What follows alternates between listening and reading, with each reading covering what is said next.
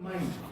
You know, there are two big letters here, the two big words which will always transformed and conformed. It says that your world will confuse you.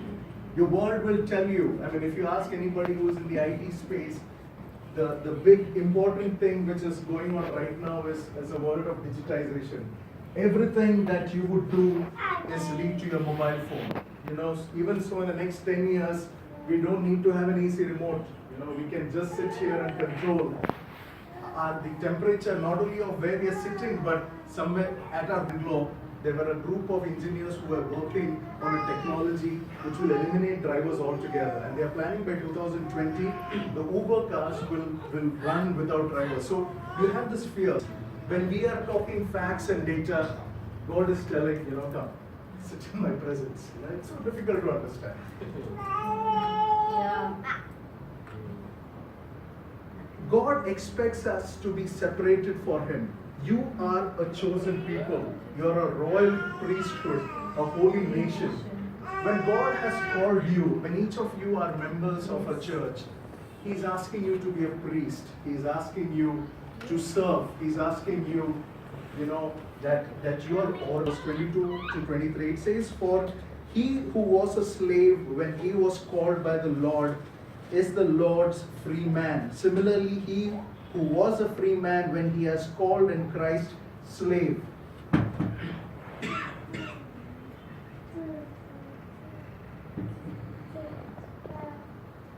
We are the slaves, you know, this is an illustration of Paul. Paul is being called as a slave. As per the Levite rule that after, Persia, he was taken as a slave. He had a lot of troubles that came. But even though he was in another country, and the king told that, you know, you look very frail to be a king's man. Why don't you go ahead and eat from my table? And we see that Daniel says that, you know, I will not defile myself by eating. I will just eat some boiled vegetables. We don't have time. We give time. We don't have patience, but we are patient with people. And we show that we are separated and we are a priesthood of Christ.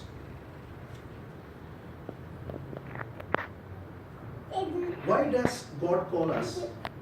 Because the world is in darkness. At this point of time, there are so many people that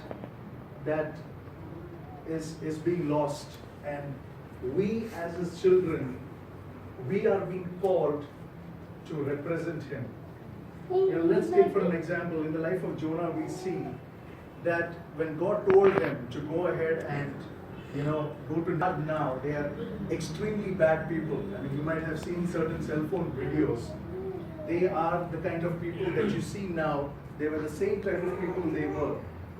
And when God prepares a commission for you, He gives you a work to do. He also prepares the person. He did not want to go there. He just didn't want to go to Nineveh. He knows that the people are brutal. According to him, they need to die. Like, he might have seen those MMS videos where people were being butchered. He's telling that they deserve death. I just don't want to go and prophesy. If God tells me, my honest reaction is, I don't want to go. I just don't want to go. I just don't want to preach to a Father will send in my name, will teach you all things and will remind you of everything I have said to you. All things.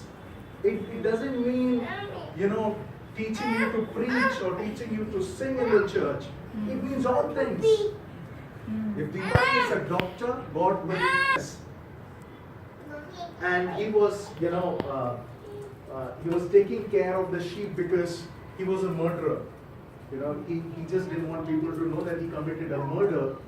So he found a job, because he was from the palace, he found a job where nobody will pay attention to him. And God calls him into a weird scenario, disrupts him and tells him, go, you know, set my people free. I want to share the story of this particular evangelist or a missionary.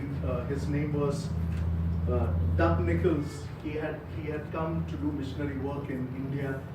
He had a tuberculosis, And when he had tuberculosis, he's an American, so he had a lot of money, but he was equally broke, like all the Indians were in the quarantine room. Every day at 2 o'clock, he would get up with a cough, and he would see a man on the opposite bed trying to get up. He would get up, and he would just fall, and he would just cry. And the next day, the nurse would come.